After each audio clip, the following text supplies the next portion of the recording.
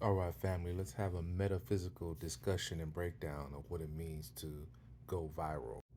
Okay, so let's look at the word viral. Viral comes from the Latin word virus, meaning poison or slimy liquid. Now let's go down to the origin of viral. The Latin root, the word viral, is a derivation of the word virus, which has roots in the Latin virus, meaning poison, venom, or slimy liquid.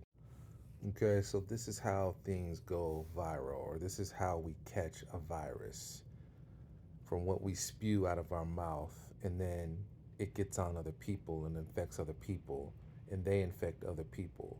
So that one post or that one statement someone makes infects people and they spread it to other people, just like this sneeze does. All right, so in order for something to go viral, it usually comes from an influencer, right? An influencer, which comes from the word influence, which comes from the word influenza, where we get the word flu from. So let's read this definition.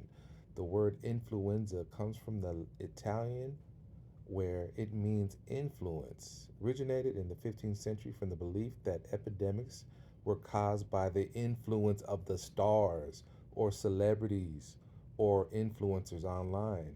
The term derives from the medieval Latin word influentia, which means influence, and comes from influere, meaning to flow in. So again, the red figure here is the influencer spreading the influence or the slimy, poisonous, toxic liquid to the masses where they infect each other. So once the influencer from the stars, the celebrity, gives you the idea to the masses only have one mind. They literally lose their mind and are motivated or influenced in one direction or another. In George Orwell's book 1984, this is what you call groupthink. No one has their own opinion.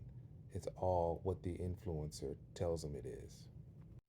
So this was taken after the influenza virus to make things go viral and to influence the people.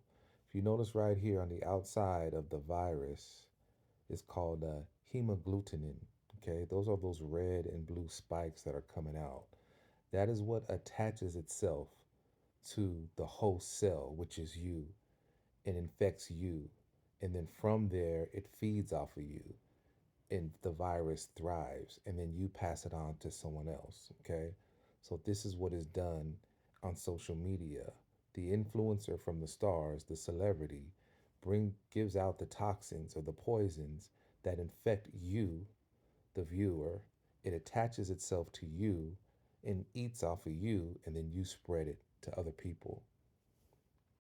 All right, this was all a science mastered by this guy right here. His name is Edward Bernays. He is the nephew of the psychologist Sigmund Freud, and he came up with this concept of propaganda on how to influence the masses so that the big corporations can make you their slave. And this is Sigmund Freud right here. This is his uncle, who was the father of psychology, modern psychology. I want you to pay particular attention to the statues on the back of his desk. Let's go in further. This is where Sigmund Freud got his knowledge from ancient Kemet in ancient India, okay, where they were thriving to have Christ consciousness or spiritual beings having a human experience. But he reverse engineered this information, right? And instead of making man more spiritual and more like their creator, he had man embrace their ego, or man as an animal, only interested in food, shelter, clothing, transportation, avoiding pain, and seeking pleasure. Man is now motivated by fear.